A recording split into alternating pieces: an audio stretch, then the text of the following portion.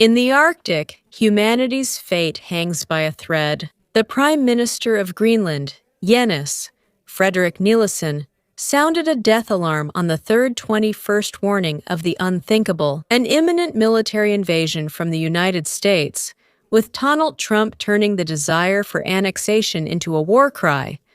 Nielsen admitted that armed conflict can no longer be ruled out. Greenland, the new Berlin, is preparing for chaos, with survival instructions for its citizens. If a protector attacks an ally, NATO dissolves, and international law is buried under the treads, plunging the planet into a new dark age of barbarity. Donald Trump, obsessed with national security, threatens with tariffs those who resist the annexation of Greenland, making it clear that the Europeans' military moves will not stop him, while Congress tries to raise a barrier. Lisa Murkowski reminds that Greenland is an ally, not a prize, while Chris Coons is promoting a bill to prevent an irrational invasion of a NATO ally in Washington. Denmark, Greenland. Officials are seeking a way out through working groups, while Europe responds with Operation Arctic Endurance. Troops from Germany, France, and Sweden are already being deployed on the embattled island. The Kremlin, lurking in the chaos, is strengthening its forces in the Arctic, calling the situation international absurdity and recognizing Danish sovereignty.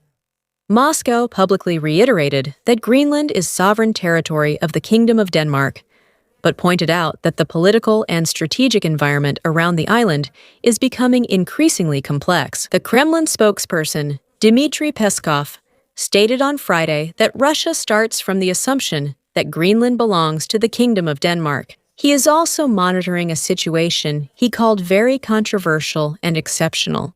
This stance reflects a careful adjustment of Russian policy, with recognition of existing borders, but also concern about the escalation of rhetoric and actions by other powers. Moscow recognizes Greenland as sovereign territory of Denmark, while noting the increasingly complex strategic environment.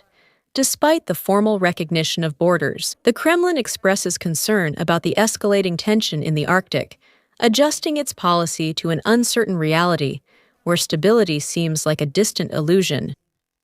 In a development that rightfully earns the title of tragic irony, the United States approved the sale of a large defense equipment package to the Danish armed forces, while Washington is claiming control of Greenland from Copenhagen. Specifically, since taking over the reins of the country last year, American President Trump has had the opportunity to express his desire to officially annex Greenland to the United States. Although Denmark has repeatedly condemned these ambitions, their bilateral relations appear largely unaffected. Trump behaves as if the planet is his personal real estate registry. Nicolas Maduro's abduction on January 3rd was just the prelude. Now, in a move reminiscent of the darkest times of colonialism, the American president is demanding Greenland absolutely and forever. What we are experiencing is not just a simple diplomatic crisis. It is the moment when Trump's America turns its weapons against its own allies, blowing the atom sky high. Moscow repeated Public that Greenland is a sovereign territory of the Kingdom of Denmark, while noting, however, that the political and strategic environment around the island is becoming increasingly complex. The Kremlin spokesman, Dmitry Peskov, stated on Friday that Russia starts from the assumption that Greenland belongs to the Kingdom of Denmark, while also monitoring what he called a very controversial and exceptional situation. This stance reflects a careful adjustment of Russian policy, recognizing existing borders, but also expressing concern about the escalation of rhetoric and actions by other powers. Moscow recognizes Greenland as sovereign Danish territory, but points out, as they say, a more complex strategic environment. Despite the formal recognition of borders, the Kremlin expresses concern about the escalating tension in the Arctic, adjusting its policy to an uncertain reality where stability now seems like a distant illusion. Though borders are formally recognized, the Kremlin worries about its policy in an uncertain reality where stability remains elusive. Although Denmark has repeatedly condemned these ambitions, the Republic will make a point of expressing its desire to officially annex Greenland to the United States. Although Denmark has repeatedly condemned these ambitions, their bilateral relations do not seem to have ever been significantly damaged.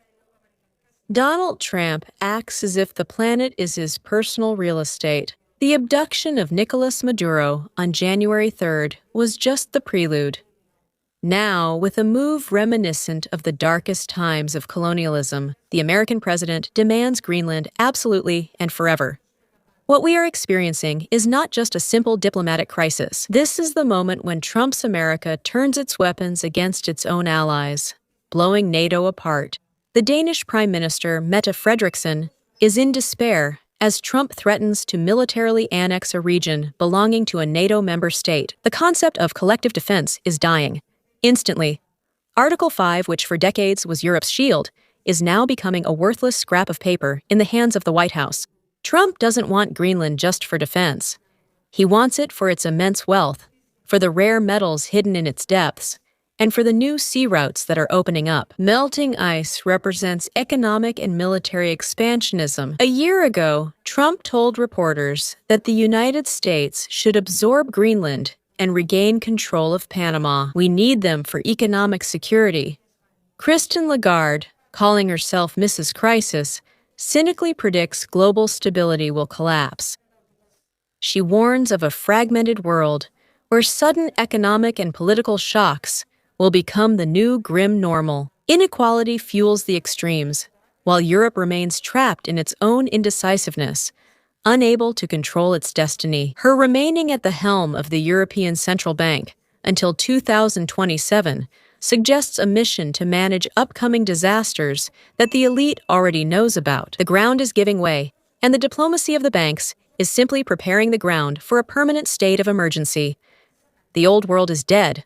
Only chaos remains. It is well known that Erdogan is currently eager to acquire the F-35 stealth fighters from the United States. This way, he can gain expertise for the domestic fighter jet KAN, and will also demand immediate delivery of the first 5 fighters he paid for before his country was expelled from the program years ago due to the Russian S-400s. Specifically, the issue of the Turks acquiring know-how from the F-35S by copying it into the domestic KAN fighter jet is something that Washington should take very seriously. Does President Erdogan think that acquiring F-35S and advancing his country's defense industry will let him impose his will in the Aegean, Southeast, and Mediterranean with fate's accomplice? Thank you for watching us. To be the first to receive all the latest updates, please like and subscribe to our channel.